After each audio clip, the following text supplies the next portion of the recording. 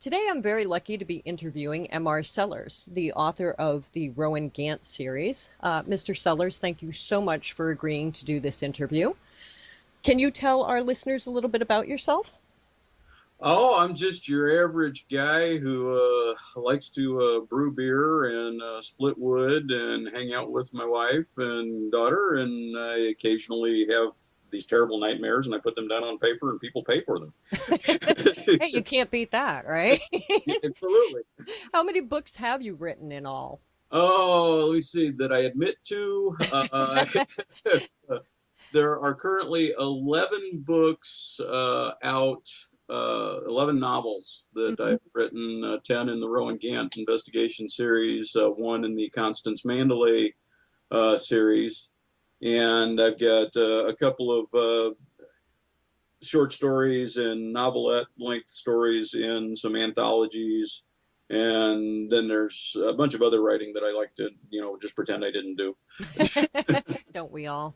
Um, did you always see yourself as being a writer? Oh, oddly enough, I started writing about the time I could fit a crayon in my fist.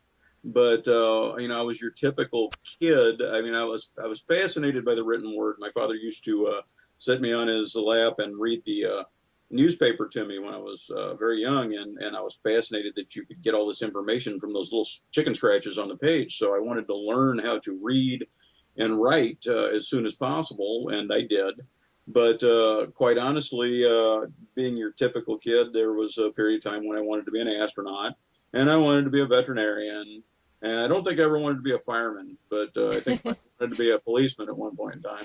But I always wrote. I never stopped writing, and it was just something where I would go and just get my thoughts on the page, express myself, and it was kind of like my own therapy that I would do. And I ended up throughout high school. I was fortunate enough to have be accepted into journalism class with just a world class journalism teacher, and we had a great program there with a radio station and newspaper and everything. And I just that just enhanced my love of writing, and I majored in journalism and ended up figuring that what I would do is eventually become a reporter and get dropped off in some war zone and win, take pictures and write stories and win two Pulitzer prizes, come home, settle down with the love of my life, have 2.3 children, white picket fence, couple of dogs, and then I'd write novels. Hmm. Well, as luck would have it, I didn't win any Pulitzer prizes. I didn't become a reporter. I just ended up being a field service technician on computers and printers because that was another thing that I loved. And I did that for quite some time, but I continued to write and eventually got around to dusting off some old manuscripts that were really horrible, and clutched some things together and said, if I rewrite this and change this and change that and everything, I should have a saleable book. And then I ended up just writing basically a completely new story. And there's a whole funny story behind that, but I won't bore you with it. Oh no, we love funny stories. You So, have no idea. We love stories. okay, well, at the time I wrote the Road Harm None, which is the first book in the Rowan Gant series. My wife and I had no children. We were, dual income, no kids, young and stupid, and we'd, go to our jobs. And on Friday night when we get off work, we'd come home, get cleaned up, and go out and party, and go to dinner, and go see movies, and go to parties at friends' houses and stuff. And we'd do that all the way up until sometimes Sunday afternoon, Hmm. and then we'd crash and get up and do it all over again. And when the bug was still there for writing, and I had it was itching something fierce for me to get something on paper, and I came up with this idea for Harm None. I came home from work one day, and I got home from work before my wife, and I sat down in our little office and I started typing. And I was just going to town. She got home and she walks in and she's coming around the house looking for me. And she looks in the office. She says, "What are you doing?" I said, "I'm writing a book." And she says, "Really?" And I say, "Yeah." She says, "Well, so we're not going out to dinner and stuff tonight?" And I said, nope. And so she wandered off and, did her own thing around the house or whatever. And she later confided in me that she figured that this was just like any project that I'd gotten into, and that at some point in time, 2 weeks down the road, I'd abandon it and, it'd go unfinished, just like painting whatever or something like that. And that, we'd be back to, our old routine. And instead, 6 months later, I had a manuscript on my hands, and I was rewriting it and shopping for agents. Oh, you can't beat that. No? No, definitely. Now, do you do this as a full-time or a part-time thing now? Now I do it as a full-time thing. Well, I guess full-time. I mean, there's really my full-time job is taking care of the household and, homeschooling our daughter and things like that. But it is my job. It's my day job.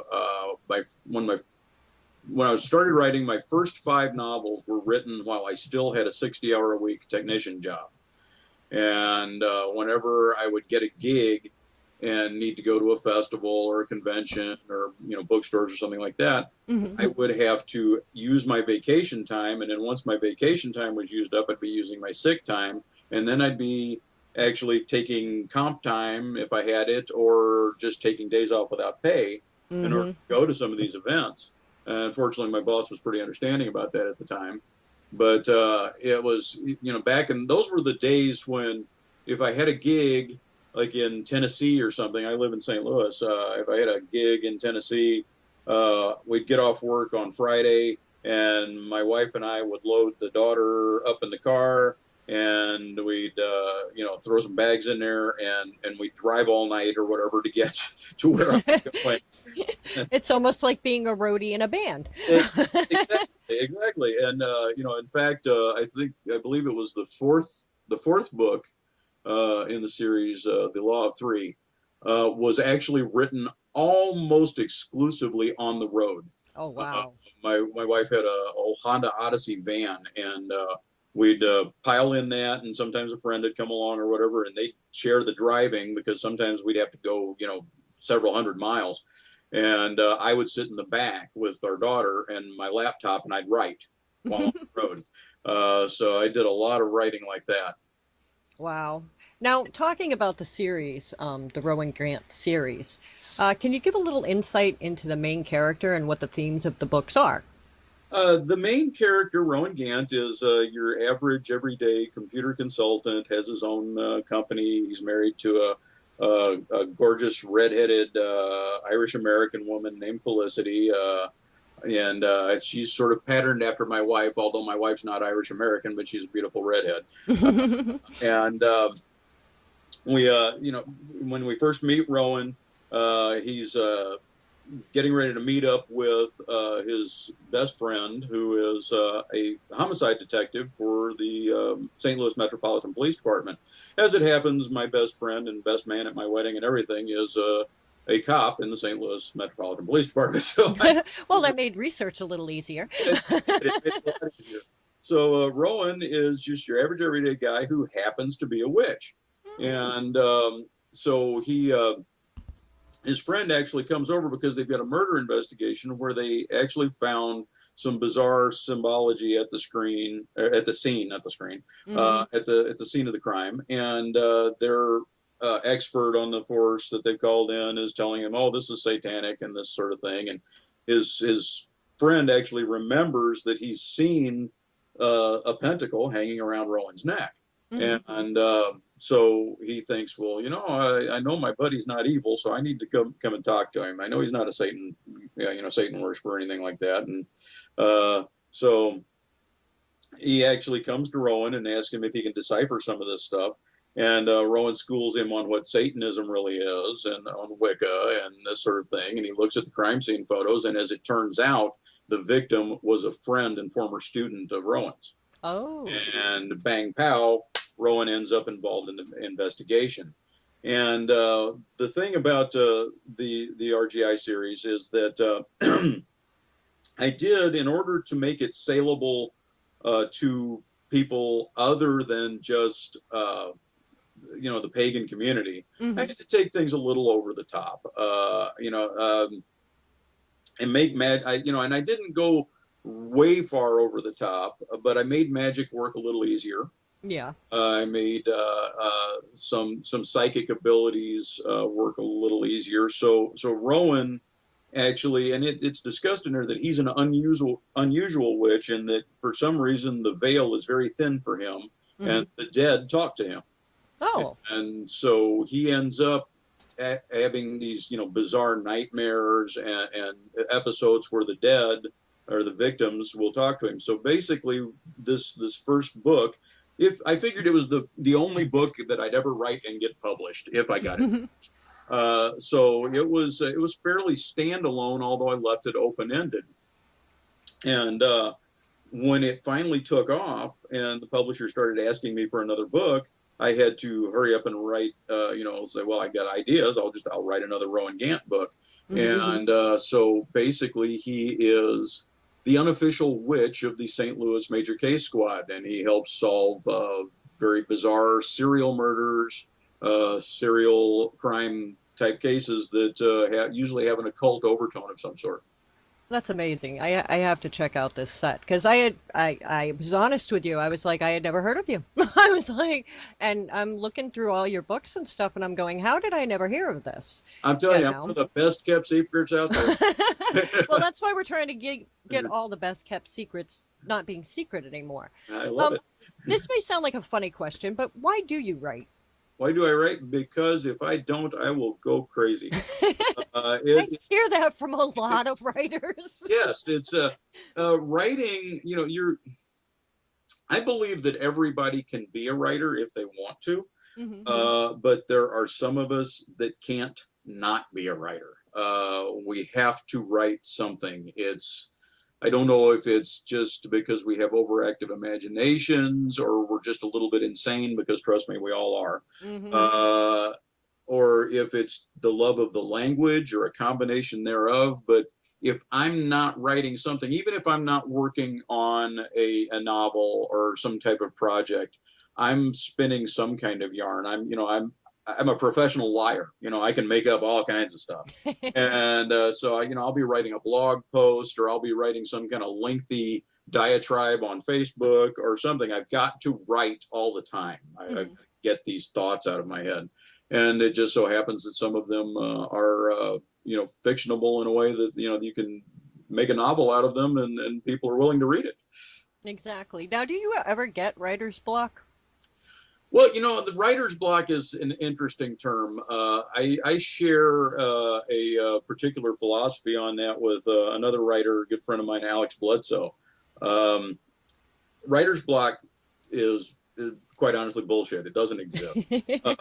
It's you can have episodes where the words are come out is just like it's as hard as pulling hen's teeth, sure, Hmm. but there's no such thing as writer's block, because this is a job, this is what we're doing, and what you do is, if you feel plugged up or whatever, and the words aren't coming, you just you work on that next sentence. Don't worry about what's happening down the road. Work on that next sentence. If that's not working, work on the next word. Just think Hmm. about what the next word is, and before you know it, the words are flowing. Yeah, exactly. Now I'm not going to tell you that there are not times when uh, I'm lucky to get a paragraph or two out in a day. But there are other days. I think my personal best was something like 12,500 words in one day. Wow. But I tend to write on average right around 2,000 to 3,000 words a day. That's usually my goal. Oh, there you go. And it's good to set a goal too, as an author, I'm sure. Yes, absolutely. You set a goal, but if you reach that goal and things are still coming out, Keep don't say, going. oh well, I've done my work for the day. Just keep going. Yeah. If and so let's say you do 5,500 words that day. Well, don't say, well, tomorrow I only have to do 500 or 1,500. You still do 3,000, Hmm. and the book gets done. Yep. You know, you know, Yeah, it doesn't write itself, unfortunately. Otherwise, there'd be a lot more authors out there. exactly, exactly. Now, do you set a special time or a place where you do your writing, or? Well, I have my own office in the house here. It's we've got a couple of guest rooms that are operate as guest rooms, but also as our offices. My wife's got her office, I've got mine, and that's where I do all my writing when I'm actually typing. Hmm. As you are probably well aware, with a lot of writers, most writers that I know, your writing can often occur while you're driving down the road, or you're standing out in the yard, or mowing Lots of the lawn. napkins, I've heard. People will write Yes, on napkins and just anything they can find, the backs of their hands, and just so ab- that they don't lose that idea. absolutely. You will almost never find me without a steno pad. I should take out, I should buy stock in the steno pad companies because I buy them by the 10 packs, Yeah. um, and keep tons of notes. But I as far as times go, uh, that shifts for me. There was a time when I actually wrote best at night. Hmm. Now I have a tendency to do my best writing in the afternoon.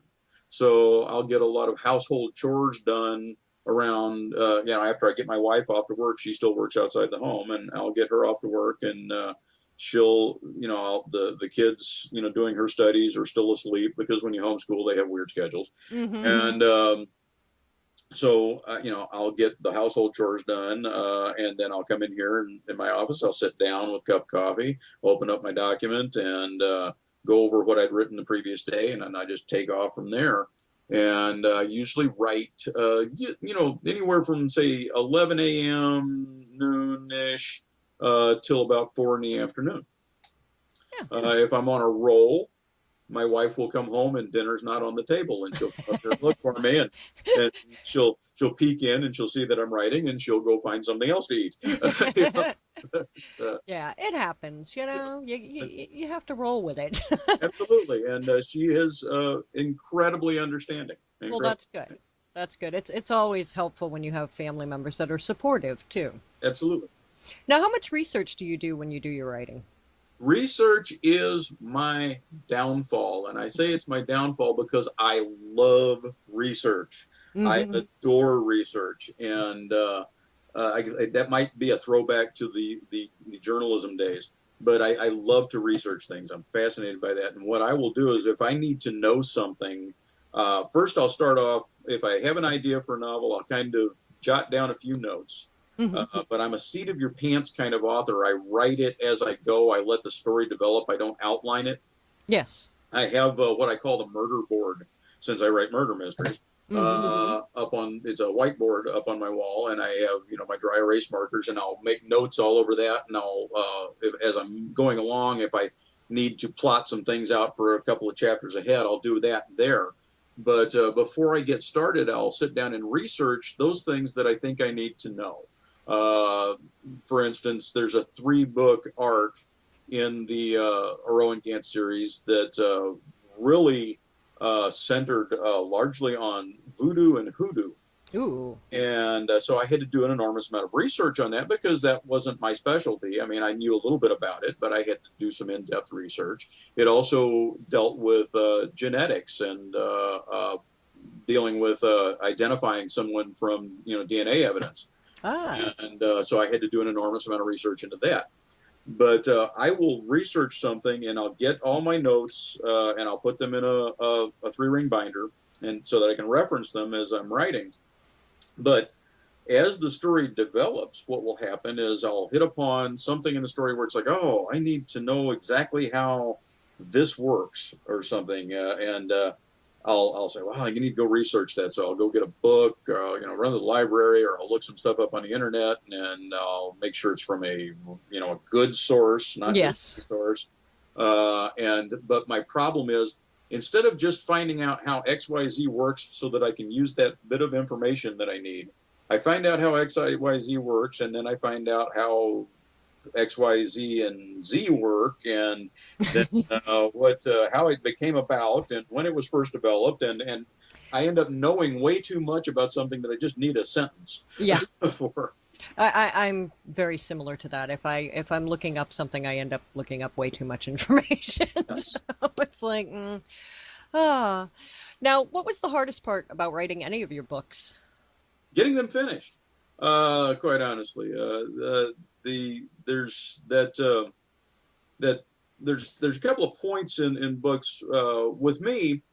I'll start off and I'll knock out the first 20, 25,000 words and nothing flat, Mm-hmm. because it's fresh and I'm on that roll, and then I hit this doldrum where it's what I'm getting out is good, but it's not coming out very easy, Mm-hmm. and then the characters sort of take over, and when they start talking, I'm taking dictation, and I know that sounds insane, but that's kind of how it works. And the characters take over, and I'll get to a point near the end where I think it's ready to end, and the characters aren't ready for it to end. They're And like, no, we can make this a little longer. right, they have ideas, and they know what they want to get done, and it usually surprises me. I mean, I'll be honest, I have never ever had a book end the way I thought it was going to. So that's how you ended up with a series now, is because they were like, we're not done yet. Exactly, We're exactly. not done yet. Yeah. They are never done, it seems. Now, what's the easiest part in writing books for you? The easiest part is hanging out with the characters, Yeah. because once you've developed those characters, they're like old friends, Hmm. and you go back to them, and it's like hanging out on your going over to your best friend's house and hanging out on their couch or something. Even if you're not talking to them, you're listening to what they're doing, and they're interesting to you. So that's the easiest thing for me because I can really get in touch with them. Um, the other easy thing is it's easy for me to write something new because it's fresh, and I don't want to say that the other stuff's stale, but it's something different, and Hmm. it fires off different neurons. Oh, Uh, there you go. so it's Well, so they do say that reading and knowledge and writing and all of that is very good for people as we get older, because it helps to keep the brain active, and it will ward away, things like Alzheimer's and dementia. I would love for that to happen because I live in fear of that. I had a couple of my relatives had Alzheimer's, and grandparents and stuff, and it's an ugly thing. Oh yes, my grandmother had it, and yeah, it's just amazing how much you lose when you lose that part of your mind. You Absolutely. lose everything, and to lose my memories would absolutely kill me. That's definitely not a disease I want to have to deal with. How do you do your own editing? Well, every author does their own editing to an extent, because you write that first draft and then you go back and you rewrite it, and that's a process of editing. Hmm. Plus I'm a kind of an inline editor, in that as I'm writing, when I close the book for the day, when I get back the next day, I go over everything that I've written and I'll do editing then. Hmm. But the at the end of the day, it goes to the publisher, and they have editors that handle it, and they go through and check for the they do all the mechanical editing, and then they do the content editing, and they vet things for accuracy, and I've had plenty of arguments with my editor where it's like, well, you really need to change this paragraph. No, I don't want to change that paragraph. But 99.9% of the time the editor's right. They Yeah. make it better. They make you a better writer. I think I've only won one argument all the time. And that's quite a few arguments, I'm sure. Yes, that's quite a few arguments. Now, how did you publish your book, and why did you choose this way to do it? Well, I ended up with a small press. There's a long and involved story. Um, and I was originally, and you might have actually heard of me if this had occurred.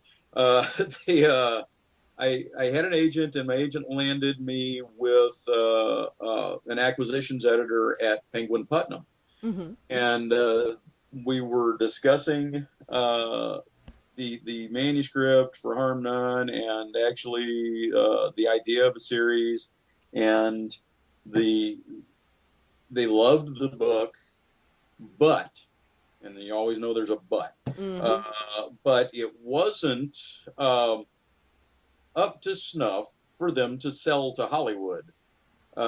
In that, basically what they told me is they wanted real witchcraft, and I said, well, that's what you got. And they said, no, no, no, we want sparklies and talking cats and flying on brooms and things. And they said, no, you want Harry Potter is what you want. Yes. They wanted Hollywood rich witchcraft, and I, um, I had no desire to compromise my standards and Hmm. do that. So it ended up not happening with Putnam. Um, looking back, if I'd been willing to compromise my standards, maybe I'd be making more money, and maybe people would know who I am. But I just couldn't do that. I wanted to treat witchcraft, Wicca, and such in a very positive light, and I didn't want to make fun of it. While I did go over the top with some of it, I didn't want it to be, a caricature of itself. And so I ended up having to shop around and ended up with a small press. Small presses are great in that they give you a lot more latitude, but they don't have the budgets necessary to promote you quite as much as a larger publisher. So that's why people, there are a lot of people out there who haven't heard of me yet. Hmm. And a Even lot after, of people are now publishing their own stuff too. yes, and there's absolutely nothing wrong with that as long as you get yourself, somebody who's, can edit you properly. Hmm. I mean, there's nothing wrong with self-editing, but don't rely on it entirely. You need that objective third eye looking at things. If you don't have that, because you have to remember as the writer, you know what you wrote. And it's going to be very, very easy for you to just read through it and say, well, that makes perfect sense to me, whereas somebody else, it might not make sense to them Hmm. because they don't have the background in their heads that you already have on those characters and such. Yeah. And you don't realize that you haven't revealed that. And plus, having written it, you'll have a tendency to skip over your own mistakes. So you need that objective third party being all over that, and you don't want just your Aunt Ida doing it. You want somebody who actually knows the English language and can properly edit. Now that Hmm. said, a good editor, from what I understand, I've never actually had to hire one because it's provided. They're provided by the publisher. But good editors can cost a pretty penny. Oh yes. Yeah. So Yep. Now, do you have a favorite book of your own? Not one of the ones you've written, but a favorite book that you like. a favorite book that I like, honestly, and this is going to sound silly, especially for a guy who's 54 years old, but I still go back every couple of years and reread Catcher in the Rye. See, now Uh, that's a great book, though. it I is. mean, I took literature in high school and college, and I love all the old stories and stuff. And Poe, Edgar Allan Poe is one of my favorite authors. So Yeah. there's nothing wrong with reading the old classics. I don't see anything wrong with that and liking the It's, old classics. it's yeah. I mean, I read a lot of stuff, and uh, Catcher in the Rye is really it's a coming of age story, Hmm. and I read it years and years and years ago when I was very young, and it meant it has I've learned something different from it each time. Hmm. It's a different story each time for me as I've aged and had more life experience and such. Yeah, I agree with that totally. I think we all end up looking at some of the old books that we reread over again when we read them as later in life. They do mean totally different things to us at that time, which is really neat. Are you working on anything specific right now? I am finishing up the next book in the Constance Mandalay series. It's behind schedule. Um, I've got some edits to do on it and some rewrites to do. But it's supposed to come out later this year. I don't have an exact release date yet, but it should be out later this year. It's called Into the Lake of Fire, Hmm. and it's Constance Mandalay is an interesting character. She actually appears in the Rowan Gant series. She appeared in the first book, Harm None. She Hmm. was supposed to be one of those walk-on characters who was going to walk on, cause trouble, and leave. And that was the last time we'd see her. And she's an FBI agent, and she was such an endearing character that she appeared in several more of the books and developed her own subplots and storylines. And what ended up happening was, as a gift to my fans, I wrote a novella featuring Constance Mandelay, and it made it a free ebook, and it was actually put out by my publisher, but they made it a free ebook. And the idea was, it was a Christmas story, and it was called Merry Xmas, A Killer Holiday Tale. And it was about this 35-year-old cold case. And Constance Mandelay, as an FBI agent, got assigned to take this cold case over Christmas and had to deal with it. And the little novella actually hit so well, it resonated with them so well, they loved her striking out on her own, that they wanted more of the backstory, and they wanted less of a cliffhanger ending to that story. So I actually ended up taking it, reworking it, and then writing the backstory and a new ending, and that was what In the Bleak Midwinter became. And it was the first Constance Mandelay novel. So you get you get some of the same story, but a completely different take on it.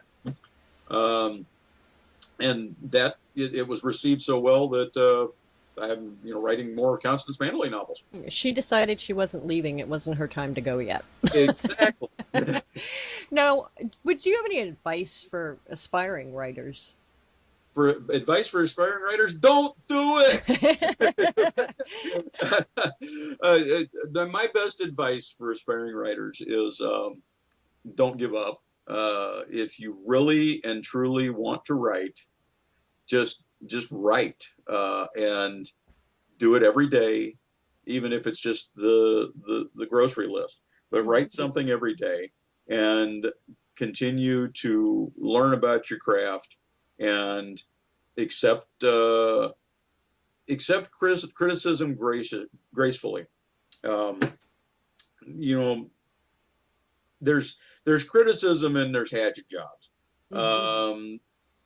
If somebody does a hatchet job on you, don't respond, just walk away. But if somebody gives you real constructive criticism, take it to heart, because it's going to do nothing more than or less than make your writing better. So take it to heart and work on that, and just persevere. If you really want to be a writer, there's no reason in the world why you can't do it. Well, that's very nice. Now, where can our listeners find your books to, check them out and purchase them?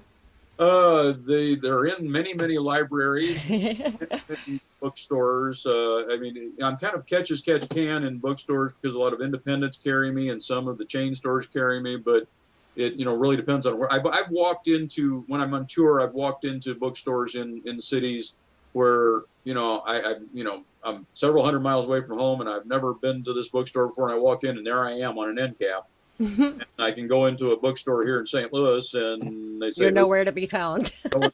Who are you? But you can absolutely positively get all of my books from, of course, if you can't get them from a local independent bookseller, which I would prefer, because I'm all about supporting indie booksellers. But if you can't do that, you can certainly get them from Amazon or Barnes and Noble online. They're available as ebooks in Kindle and Nook format. They are available paperback, hardcover. They're the first Rowan Gant book and In the Bleak Midwinter, the first Constance Mandelay, are both available as audiobooks currently.